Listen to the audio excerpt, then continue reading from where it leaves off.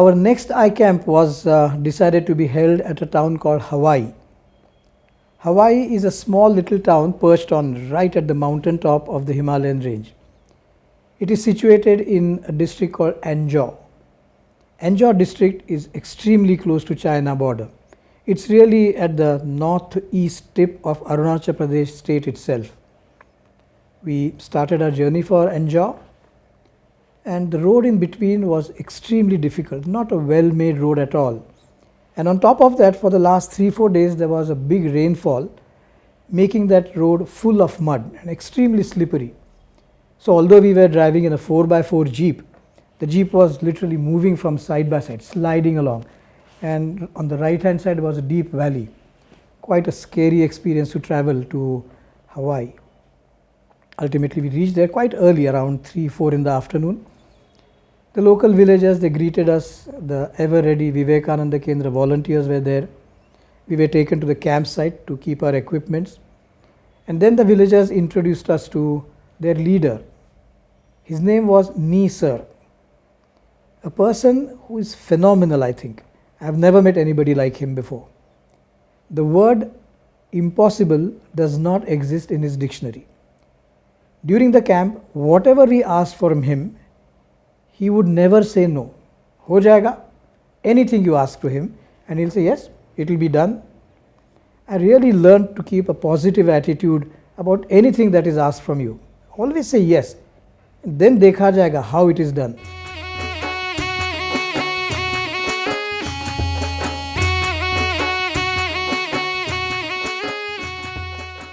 Next morning was the inauguration of the camp. A very tiny informal ceremony was kept. The minister of that place, she in fact is the only lady minister from the whole cabinet of Arunachal Pradesh.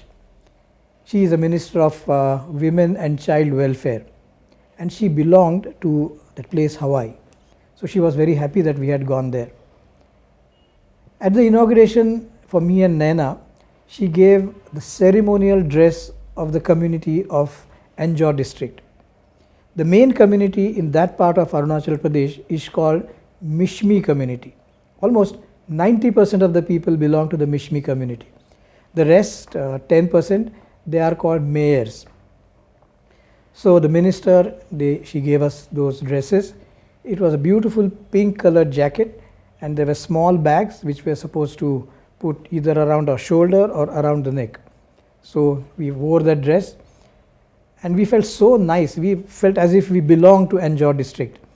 We kept it on, and in fact the first part of the I camp, we examined all the patients wearing that dress.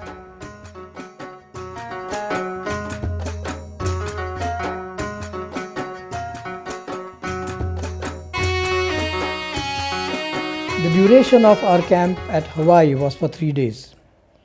When we finished work on the 3rd day, Nee Sir was very keen to take us somewhere.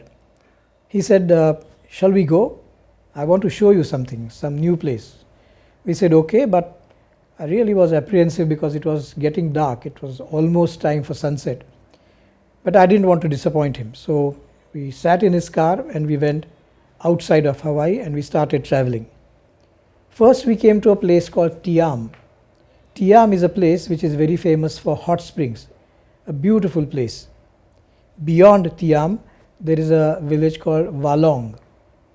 Walong is a place where in 1962, a lot of Jawans from the Kumaon regiment perished.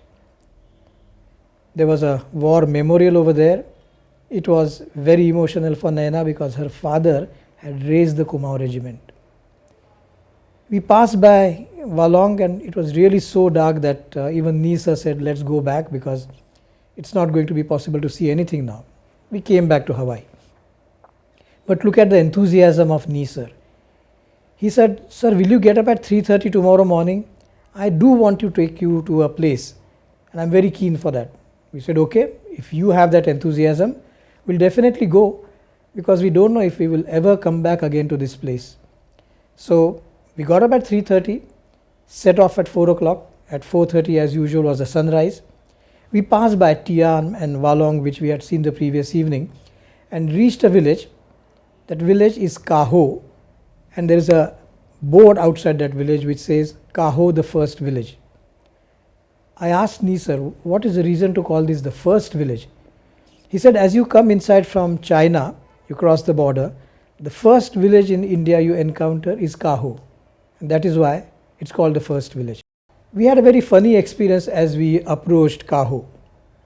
We had decided that at 12 noon we must set back from Kaho because we have to reach Hawaii, which was quite a far distance away, and we must reach there before 4:30. So it was planned. Return journey starts at 12 noon. We were about 30 kilometers before Kaho, and suddenly Naina said, it's 12 o'clock already. We had decided to set back from Kaho at 12 noon, but we still haven't reached there. We are quite late. The driver said, no, Mem Saab, it's 9:30, it's not 12 noon. So Naina looked at me, I said, Naina, it is 9:30. As I was saying this sentence to her, the time in my mobile phone suddenly changed to 12 noon. And we didn't realize what was happening. 9:30 and 12, a difference of 2.5 hours. That's the difference of time zone between India and China. So 30 kilometers before this village, our timing in the mobile was completely changed. I looked at the mobile, all service providers disappeared. And there was a list of 6 service providers from China. Quite an unsettling experience for both me and Naina. There was a huge army presence over there. I went inside a bunker. There was a senior army officer. He was explaining everything to us. He said, whatever you see just now from here up to this small river in front, up to the river is India. Just beyond that, there is a place which is called No Man's Land. In that, if you see a small house, that's where flag meetings are held. Flag meeting is a meeting held between senior army officers from both sides. And beyond that no man's land, he said, is China. I could have glimpses of houses inside China, a little flickering movement of vehicles. I just looked around and realized that there was a professional telescope in that bunker. I couldn't resist my temptation. I asked the officer, sir, can I have a look? Can I peep through this telescope? You can say no to me. I can understand that this is a very sensitive thing and I won't feel bad if you say no to me. He said, no. Go ahead. You have come from such a far distance, Pune. Go ahead and have a look. So I peeped through that telescope and I could see the houses clearly. I could even read the number plates of the cars. Jokingly, that officer said, Dr. Dixit, the way you are having a look at them, remember that even they are watching you.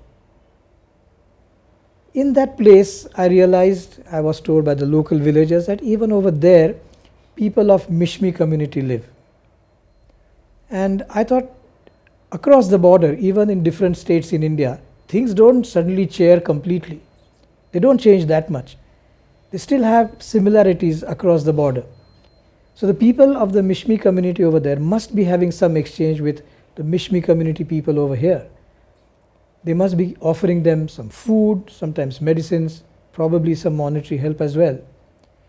And then it dawned on me that it is this place where we must keep going, and we must tell these villagers that you don't have to depend on anybody else. All these things we will provide to you. We'll give you medical service as well. We are here to look after you and we'll always help you.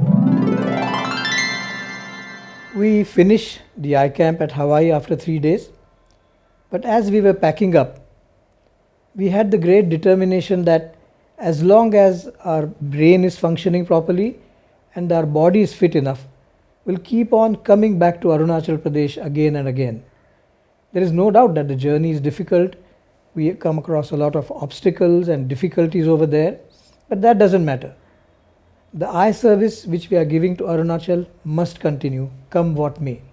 So we'll keep on coming to Arunachal Pradesh month after month, year after year, and see to it that the eye care services reaches the nooks and corners of Arunachal Pradesh.